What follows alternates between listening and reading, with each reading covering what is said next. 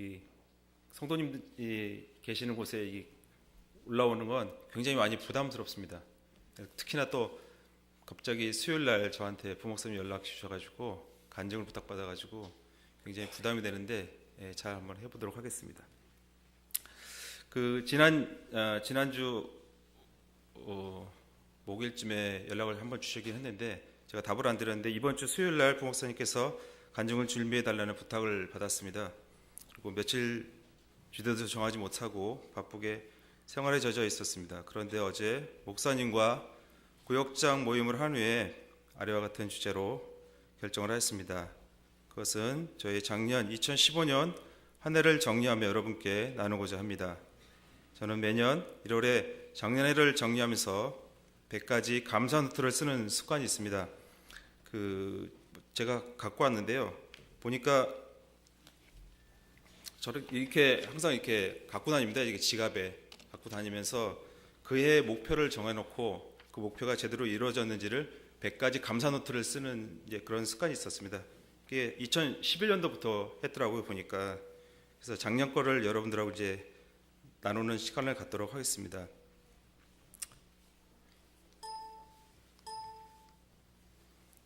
시편 34편 19절 말씀에 의인은 고난이 많으나 여호와께서 그 모든 고난에서 건지시는도다 라는 말씀을 하셨습니다. 그래서 뽑은 2015년 저의 시련, 고통, 기쁨 제 5가지 뉴스를 말씀드리도록 하겠습니다. 첫 번째 보이시죠? 잘 안 보이시나요? 저희 예슬입니다. 저희 집 하나밖에 없는 귀한 딸내미 예슬이 대입 수능을 본 후 수능을 보고 바로 나와서 그러니까 저희도 이제 밖에서 기다리고 있었거든요. 당연히 기다리고 있으면서 조마조마하게 한 5시, 6시쯤 됐나? 그때쯤 나왔습니다. 그리고 저희 있는 곳에 막 달려오더니만 굉장히 격양된 목소리로 이런 얘기를 하더라고요. 아빠, 나 첫 시간에 굉장히 이 아이가 항상 시험을 보면 본인의 실력이 잘 발휘가 못하는 그런 성격입니다. 뭐냐면 멘탈이 좀 약해요. 그러니까 좀 심약한 그런 스타일입니다. 첫 문제가 어렵게 나오면 그 다음 문제를 계속 망치는 스타일이에요. 첫 문제가 쉬우면 그 다음부터는 수술 잘 풀리는데 첫 시간을 딱 보는 순간 가슴이 덜컹했답니다. 너무 문제가 어렵게 본인이 생각한 것보다 너무 어렵게 나온 거예요. 국어 시간이었는데. 그래서 큰일 났다. 앞이 아무것도 안 보이더래요. 시험을 벌써 시작했는데. 그래서 어떡할까 했더니 바로 기도를 시작했답니다. 네, 하나님, 제가 이때까지 모든 것들을 3년 동안 준비했는데 그것들을 잘 정리하게 해주십시오. 그러고 나서 시험을 보기 시작했는데 평상시 같았으면 굉장히 망칠 것 같은 그 시험이 이상하게 그 다음부터는 눈에 잘 들어오더랍니다. 그래서 저한테 달려와서 제일 먼저 했던 얘기가 하나님이 저를 지키셔 주신 것 같다고. 한 번도 시험 볼 때 기도를 열심히 해본 적이 없었답니다. 항상 이렇게 늘 하던 대로 하다가 처음에 이 기도를 했던 것 같습니다. 대입 시험이라는 중압감이 분명히 있으니까. 그래서 시험을 보고 나와가지고 저희한테 첫 그 얘기 한 순간 저희 이제 셋 가족이 같이 기도를 했습니다. 감사의 기도를. 그래서 결과는 여러분들이 잘 아시지만 또 거기에도 또 하나님의 역사 분명히 있었습니다. 저희가 분명히 제 기도는 분명히 그랬습니다. 제가 원하는 곳, 제가 우리 예슬이가 가고 싶은 곳이 아니라 주님이 원하시는 곳, 주님이 쓰실 곳에 그 아이를 보내달라고. 그래서 정말 저희가 원하는 원서는 굉장히 많이 썼거든요. 근데 그 중에서 저희가 가장 약하게 기도한 곳을 주님이 보내주셨습니다. 근데 분명히 그곳은 주님이 바라시는 곳이라고 저는 생각을 합니다. 그래서 저희는 분명히 기쁘게 너무 감사하게 생각해서 분명히 이 학생 예슬이한테는 시련이고 분명히 고통이었을 겁니다. 근데 결과는 분명히 좋은 곳으로 주님께서 인도를 해주셔서 올해 또 첫 번째 작년 2015년도에 첫 번째 뉴스로 꼽았습니다. 두 번째는요. 잘 안 보이시는 사진인데요. 저희 와이프 구자매 얘기입니다. 물론 건강이 많이 좋지 않다는 건 여러분들이 알고 계시지만 작년에 크게 한번 저를 한 2번 정도 놀라게 했던 일이 있습니다. 뭐냐면 갑자기 6월 달쯤이었습니다. 자다가 굉장히 두통을 막 호소하면서 저를 막 깨웠어요. 깨우지도 못하고 거의 실신 일보 직전까지. 그래서 저 왜 그러냐고 했더니만 저는 그냥 꿈인 줄만 알고 그다음에 잠꼬대인 줄만 알고 그냥 늘 그러려니 하고 있다가 이게 사태가 그 정도가 아니더라고요. 그래서 바로 그 구급차 부를 시간도 안 되겠어요. 그래가지고 바로 저희 집 근처에 큰 병원이 있길래 저희 차를 몰고 울지병원으로 가서 그 의사 선생님한테 어차피 그때가 3시쯤 됐기 때문에 그 전문 선생님들이 안 계셨습니다. 다 인턴 레지던트 선생님밖에 없어서 가봐야 아무것도 없다는 걸 분명히 알고 있지만 그래도 어쩔 수 없이 저희는 갔고, 근데 또 그 당시가 여러분들 잘 아실 메르스 사태가 막 일어날 때였습니다. 그러니까 병원을 가면 거기서는 지금 메르스 환자가 꽉 차 있기 때문에 이런 환자가 눈에 안 보이는 겁니다. 그러니까 선생님들도 뭐 그냥 두통 정도라고 생각하지 거기서 이제 뭐 해줄 수 있는 게 없으니까 그냥 응급처치하고 진통제 정도 놔주는 게 그 이상이 할 수 있는 게 없더라고요. 그래서 근데 더 힘든 건 그런 메이츠 환자와 같이 섞여 있다는 겁니다. 그 당시만 해도 메르스라는 병이 굉장히 큰 병이었기 때문에 같이 섞여 있다는 그 자체만으로도 저는 굉장히 불안했었거든요. 네. 그래서 그때도 또 시련과 고통이라고 생각했지만 기도를 또 했습니다. 하나님 저한테 힘을 주십시오. 예, 용기를 주십시오. 그래서 어쨌든 그 고비를 또 넘겨서 그 뒤로 몇 달 동안 검사를 받았는데 큰 이상은 없는, 하지만 분명히 두통이 계속 존재하기 때문에 병원을 꾸준히 다니면서 약을 먹어야 되는 그런 원인은 정확하게 나오진 않았습니다. 결국은 스트레스성 뭐 그런 걸로 나오긴 했지만. 그리고 또 한 번 있었습니다. 여러분들 그 현장 같이 계셨습니다. 체육대회 날 뒤로 넘어져가지고 크게 한번 머리를 또 그 부위가 또 머리였으니까 저는 또 놀랄 수밖에 없었습니다. 근데 여러분들이 같이 계셨기 때문에 저는 당황하지 않은 척만 해본 것뿐입니다. 그래서 뭐 한양대학교 병원에 가서 똑같이 머리 사진 찍고 해도 또 명확한 또 뭐 이렇게 큰 병은 아니었어요. 다행히도 타박상은 있긴 했지만, 그래서 또 우리 자매가 얘기한 게 아픈 것보다 창피한 게 너무 힘들었다고. 네, 성도님들이 다 보고 계셨기 때문에.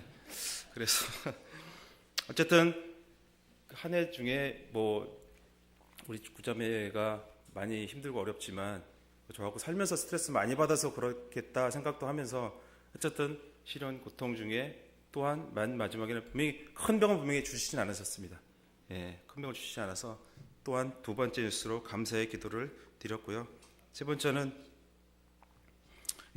제가 뭐 대학에 있는 거는 알고 계시니까, 그래서 새로운 도전과 새로운 미래를 위해서 저는 끊임없이 뭔가에 대해서 도전을 해야 되거든요. 그래서 그 15년 만에 그 비행 면장을 다시 갱신해야 되는 그런 일이 생겼습니다. 그러니까 말이 15년이지, 그러니까 비행은 꾸준히 조금씩 했지만 면허증을 새로 딴다는 건 좀 다른 문제거든요. 그래서 어떻게 보면은 대학교 처음 딸 때하고 비슷한 느낌이었어요. 15년 만에 다시 따야 되기 때문에. 근데 따는 것은 뭐 이렇게 어려운 건 아닌데요. 문제는 기간이 정해져 있습니다. 그 작년 11월까지 무조건 다 끝내야 되는 거고요. 그때 이제 해야겠다고 마음먹은 건 물론 굉장히 오래전부터 했는데 시간이 안 되고 뭣도 안 되고 막 해서 계속 못 하고 있다가 이제는 정말 11월 달이 넘어가면 안 되는 것, 기한이 아직 정해져 있었고요. 두 번째는 그 시험을 보려면 신체 검사를 또 받아야 되는데요. 신체 검사가 쉽지 않은 신체 검사. 예를 들면 눈만 하나 보는데 하루가 걸립니다. 이게 저희 쪽 신체 검사는. 그래서 그 신체 검사 중에 근데 다른 건 저는 다 걱정이 안 됐는데요. 그 어머님 아버님이 다 혈압이 좀 안 좋으시고 당뇨가 있으시기 때문에 그런 가족력이 항상 있습니다. 근데 제일 마음에 걸린 건 혈압이었습니다. 혈압. 제가 혈압이 굉장히 높거든요. 평상시 혈압이. 근데도 막상 또 신체 검사를 들어가면 더 혈압이 높아집니다. 뭐 180, 200은 기본으로 넘고요. 근데 뭐 기본적으로 사는데 크게 지장을 못 느꼈는데, 이게 신체 검사는 이걸 통과를 해야지만 시험을 볼 수 있기 때문에 기본적으로 그 카드를 받지 못하면 아예 시험 자체 응시가 안 되는데, 어쨌든 그것도 분명히 시련 중에 하나였고 어떻게든 해야겠다고 해서 또 운동하고 뭐하고, 제가 한 번도 혈압약이라는 걸 먹어본 적이 없었는데 그때 당시 잠깐 어머니 약을 또 빌려서 가족력이 있기 때문에 어머니 약을 또 먹었습니다. 잠깐. 근데 그게 기도의 덕분인지 혈압이 잠깐 떨어졌어요. 그래서 통과가 됐습니다. 통과가 되고 이제 시험을 보면 됩니다. 근데 시험을 보는 게 11월 달이다 보니까 이게 겨울에는 약간 비행하는 게 쉽지 않습니다. 근데 지금 이 사진이 뭐냐면 시험 보는 곳이 서울이 아니라 서울에서 떠가지고 양양까지 가야 되는 겁니다. 양양 아시죠? 그 강원도 양양. 근데 갈 때 갑자기 날씨가 너무 추워지는 겁니다. 그래서 뭐 추워지는 건 큰 문제가 없는데 비행기가 얼기 시작하더라고요. 요 사진 지금 요 가운데 이게 뿌연 게 얼음덩어리입니다. 얼음덩어리. 지금 요 바퀴에도 여기 있는 것도 잘 안 보이시는 다 얼음덩어리로 다 이게 그러니까 비행기 서서히 굳어가는 겁니다. 이게 시험도 보기 전에 갑자기 불안해지기 시작한 거죠. 이러다가 양양도 가보기 전에 끝나겠다. 양양에 가야지 시험을 보는데 양양도 못 가서 다시 김포로 돌아가는 일이 생길 것 같은 거예요. 이게 날짜가 11월 말까지 해야 되는데 가다가 돌아올 수는 없습니다. 그래서 또 다시 기도를 했습니다. 비행기 안에서 하나님 양양까지만 가게 해주십시오. 양양까지 가면 그다음부터는 제가 다시 주님한테 영광을 드릴 수 있는 그런 방법으로 다시 한번 노력을 하겠습니다. 어쨌든 어쩌자 해서 비 맞고 눈 맞고 해서 다시 양양을 도착해서 시험을 다행히도 보게 됐습니다. 근데 그때까지 총 비행을 제가 해본 게 딱 5번 탔습니다. 그러니까 충분히 연습이 안 된 상태에서 비행을 했기 때문에 굉장히 두려웠어요. 이게 한 번에 안 붙으면 이게 내년 내후년이 없는 겁니다. 그래서 무조건 따야 되는데 시간이 안 되고 해서 근데 막상 시험 당일날 딱 되니까 갑자기 날씨가 너무 좋아지는 거예요. 날씨도 너무 좋고 모든 조건이 다 좋습니다. 저만 이제 완벽하면 됩니다. 근데 제가 생각해도 한 70% 정도밖에 준비를 못한 것 같아요. 비행을 딱 5번밖에 못 해봤으니까. 남들은 한 10번, 15번 타고 오는데. 그래서 방법이 없는데 마지막 저한테 하나님께서 기도 응답을 주신 게 뭐냐면 거기에 있는 체크 교관을, 그러니까 우리말로 여기는 그 운전 교습소에 있는 나가면 누군가 체크를 해주실 거 아닙니까? 그분이 이 세상에서 제일 큰 천사분이에요. 한 번도 그분한테 떨어져 본 사람이 없다는 거예요. 그 사람하고 타면 무조건 붙는다는 거예요. 근데 그분이 저한테 해당 담당 교관이 된 겁니다. 그래서 저는 진짜 생각지도 못했는데 딱 5번 타고 양양 가는 길에 그렇게 어려운 걸 했지만 당일날은 굉장히 쉽게 시험에 통과가 됐습니다. 그래서 정말 말도 안 되는 그런 얘기였습니다. 정말 5번 타고 통과한 사람들 없었고요. 그리고 그분이 그렇게 체크 교관으로 나올 수 있는 그런 여건도 아니었는데 그날따라 그분이 또 되셔가지고요. 저는 그냥 굉장히 쉽게 된 것처럼 느껴지지만 이것도 다 하나님의 은혜라고 좀 생각을 합니다. 그리고 올해는 또 선교보고를 위해서 저는 또 열심히 기도를 했습니다. 올해 목표가 작년보다 굉장히 커졌기 때문에 3천만 원이라는 목표를 달성하기 위해서. 근데 저희 힘만은 분명히 안 된다고 주님에게 매달리면서 기도하면서, 근데 그런 기도가 주님한테 어떻게 연결이 됐냐면 많은 분들이 주변에서 많이 도와주셨어요. 그러니까 성도님들은 기본적으로 다 도와주시는 건 제가 말할 나위 없고요. 주변에 저희 아파트 단지 주변 분들이 많이 도와주세요. 지금 여기 보이시는 유모차가 저희 아파트 사시는 분 중에 한 분이 저한테 기증을 하신 거예요. 그래서 팔아서 좋은 데 쓰시라고. 이거 굉장히 좋은 거더라고요. 저는 잘 몰랐는데. 근데 그걸 그냥 저한테 갖다 주셨어요. 물론 아파트 경비하시는 분을 통해서. 그래서 또 그 경비하신 분이 또 저희들처럼 크리스찬이기 때문에 무슨 책만 보이시면 다 저희 집 앞에다 갖다 놓으시는 거예요. 저희가 자고 있는 날에도 저희 집 앞에 항상 갖다 놓습니다. 아침에 문을 열면 마치 우렁각시처럼 책이 계속 쌓여 있어요. 계속 그 책을 저는 계속 수거해서 계속 교회에 갖다 놓은 겁니다. 그런 은혜와 은사가 계속 끊임없이 해서 올해도 3천만 원이라는 선교보고의 헌금을 하게 되었습니다. 마지막으로 저희 아버님 말씀을 드리겠습니다. 3년 동안 폐암으로 굉장히 고생 많이 하시고요. 올해죠. 근데 실제로는 아프시기 많이 이제 병원이 위중하시게 된 게 한 12월 달부터 됐습니다. 그래서 저나 저희 구자매나 계속 같이 있을 수 없기 때문에 아버님하고 해서 호스피스 병동에 꼭 입원을 해야 되는 그런 사정이 있었습니다.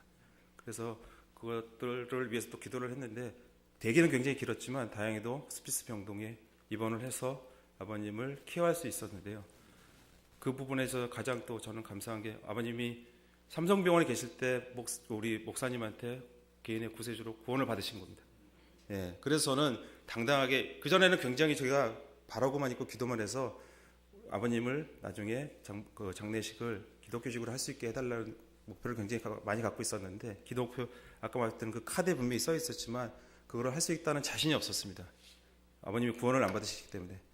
교회를 가시자고 해도 건강하실 때도 안 가셨는데 근데도 맨 마지막에 목사님을 뵙자고 하실 때는 또 순순히 응해 주셨어요. 근데도 말씀하실 때는 또 목사님한테 그런 또 간증도 하셨답니다. 제가 중학교 때는 교회를 나갔었습니다. 그리고 다른 분들이 오셔서 이렇게 마사지도 해주시고 할 때 찬양을 또 같이 따라 부르신대요.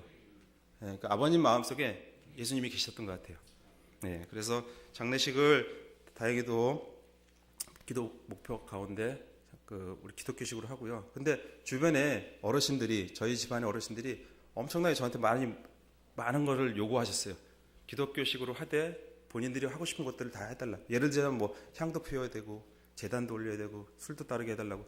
그걸 일일이 다 제가 못하게 말씀을 드렸는데도 한 분이 아니라 여러분들이 계속 그걸 얘기를 하시니까 제가 어느 정도 선까지만 하고 나머지는 정확하게 다 커트를 해서 어쨌든 잘 기독교식으로 마치게 돼서 다시 한번 이 자리를 빌려서 오셨던 모든 성도님들 그리고 마음속으로 기도해 주신 모든 성도님들 다시 한번 감사를 드립니다. 네. 네. 마지막으로 저의 제 결론을 말씀을 드리면 저희 삶에는 역시 개인적으로 저의 개인적이나 모든 분들이 비슷할 거라고 생각합니다. 고난이나 시련이 절대 하나님의 징계나 징벌이 아니라고 저는 생각을 합니다. 예. 저희한테는 경고이며 기회입니다. 왜냐하면 차가 열심히 우리 목표가 정말 목표를 향해서 열심히 달려가는 걸 굉장히 좋아하고 끝까지 성취하는 걸 좋아하는데 분명히 그렇기만 해서는 너무 빨리만 달리면 그게 안 될 거라고 생각합니다. 그래서 주님께서 잠깐씩의 경고도 주시고 기회도 주시면서 이렇게 차가 급하게 가서 사고 나지 않도록 해주시는 게 아마 하나님의 목표라고 저는 생각을 합니다. 그래서 저는 그 말씀을 마음속에 기리면서 맨 마지막에 삶의 결국은 고통과 시련이 결코 주님이 주시는 위계나 징벌이나 처벌이 아니기 때문에 나를 지켜주기 위한 경고이고 기회라고 다시 한번 말씀을 결론을 맺고 그리고 저희의 삶의 고난의 홍수는 우리를 깨트리고 회개하고 변화시키고 새로운 삶을 열어줄 거라고 생각을 합니다. 앞으로 내년 내후년도 똑같은 목표를 잡고 열심히 살면서 하나님한테 영광 돌리는 그런 삶이 되도록 하겠습니다. 감사합니다. 네.